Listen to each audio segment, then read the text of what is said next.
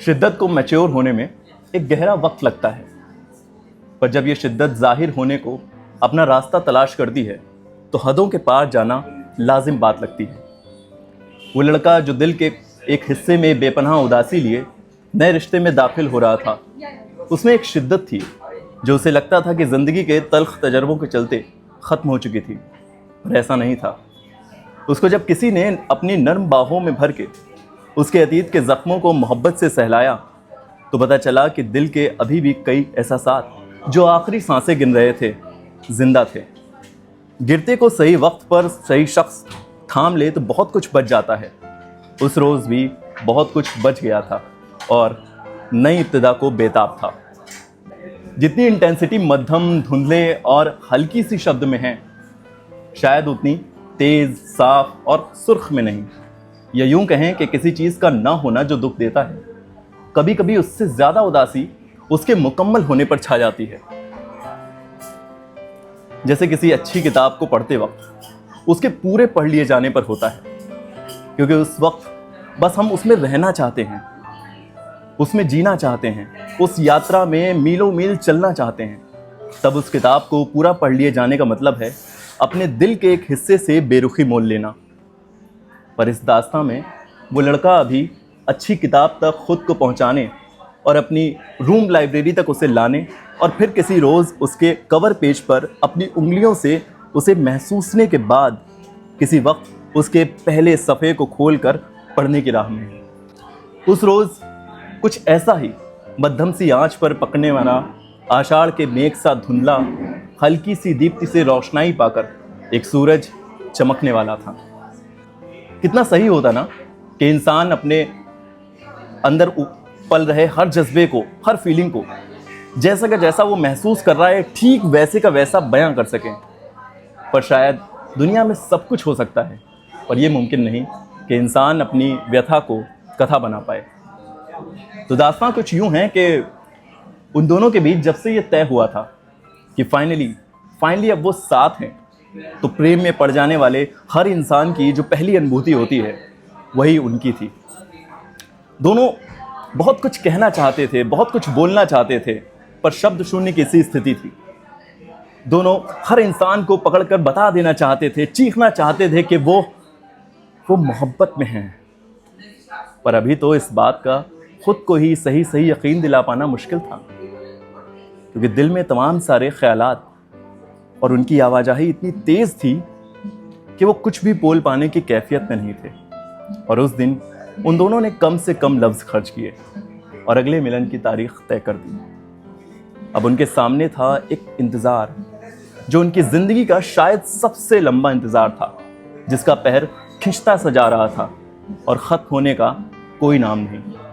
इन सब के बीच जहन में तमाम सारे सवाल एक साथ कौंध रहे थे, जिनका बयान लफ्ज़ों में हो भी पाएगा या नहीं, इसका कुछ पता नहीं था।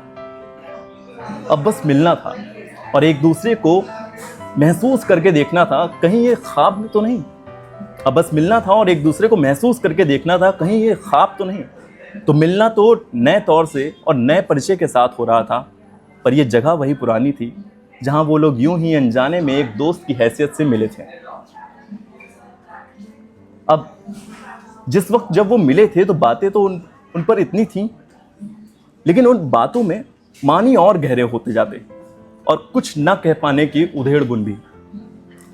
जबकि पहले की बनिस्बत अब बातचीत का काम आसान होना था, एक के बाद एक नई बातों का आ जाना तय होना था, पर हुआ ठीक उल्टा। अब बातों में गिरह सी लगने लग गई। पहले जो बातें आसानी से बोल कर की जा सकती थी, अब उसी के लिए शब्द खोजने पड़ रहे थे। अंदर ही अंदर बेपनाह हलचल थी जुबान को उस बात पर आने में, लेकिन अभी भी वक्त था। फिर आखिरकार ये बात भी नए नए रब्त, नए नए संबंध की हरारत को समझते हुए अगली मुलाकात पर छोड़ दी गई। इस बार दोनों की जुबान से शब्द कम ही फिसले और लगभग सारी बातें उन दोनों के मौन ने एक दूसरे से की। मौन की उम्र एक दिन गुजरनी ही होती है, सो वो भी गुजर गई। तमाम सारे सवालात के बीच एक सवाल दोनों के जहन में हलचल पैदा कर रहा था और बड़ी उहापोह के बाद आखिरकार उन दोनों के सवाल ने जुबान का रास्ता दरियाफ्त कर ही लिया। दोनों साथ ही बोल पड़े, ऐसा कहा तो बड़ा फिल्मी साउंड करेगा। और सच बताएं तो ऐसा हुआ भी नहीं। आमतौर पर ऐसा होता है कि जब लंबी खामोशी टूटती है तो सवालात दुगनी तीव्रता के साथ फूटते हैं। मन की कैफियत वही थी, पर शायद वो दोनों ही आराम पसंद इंसान थे। तो ये जो बड़ा लाजिम सा सवाल था, बड़ा ही हौले से पूछा गया कि कब से आखिर तुम्हारे जहन में कब से आया कि हमारे बीच कुछ हो सकता है। सवाल लड़की का था और लड़का निरुत्तर, क्योंकि इस बात का सही सही अंदाज़ा लगा पाना लगभग नामुमकिन होता है।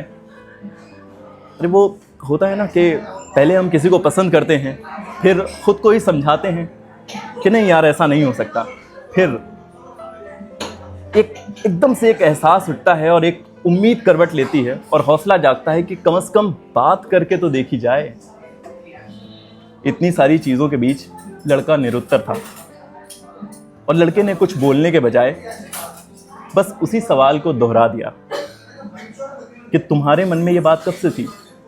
अब दुपट्टा हाथ में फंसा कर, हया से सिर झुकाकर कश्मकश में डूब जाने की बारी उनकी थी। फिलहाल इसको यहीं पर रखते हैं। शुक्रिया। पता नहीं कितनी पहुंची होगी बात। एक छोटी सी कविता है, अगर वक्त बचा है तो कर लेते हैं। जी ठीक है।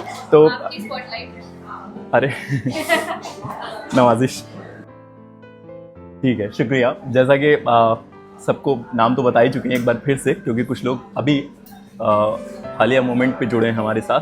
तो हमारा नाम है आदित्य और कुछ लिखने की कोशिश करते हैं। जो पहले तो सोचते थे कि हम के कुछ हो नहीं सकता है इसका, तो अपने तक रखते थे, लेकिन फिर सब अपने दोस्त जैसे हैं तो सोचते हैं कि शेयर करते हैं। इसी बहाने हम पर एक जिम्मेदारी बनेगी कि हमें और बेहतर करना चाहिए। तो ये एक स्टोरी जैसा है, एक अफसाना जैसा है, जिसमें लफ्ज़ ऐसे हैं कि थोड़े बहुत आपको लगेगा कि पोइट्री हो रही है। और ये एक हकीकत पर बेस्ड है, रियल वाक़े पर है। तो 6 भाग में है, बहुत ज़्यादा लंबा हो रहा है मेरे ख्याल से। 6 भाग में हैं और छोटे छोटे हैं। आप अगर शिद्दत के साथ सुनेंगे तो आप तक ज़रूर पहुँचेगी बात, ऐसी हमारी उम्मीद है। तो बस शुरू करते हैं, ठीक है। मोहब्बत की एक दास्तां है। आप अगर इस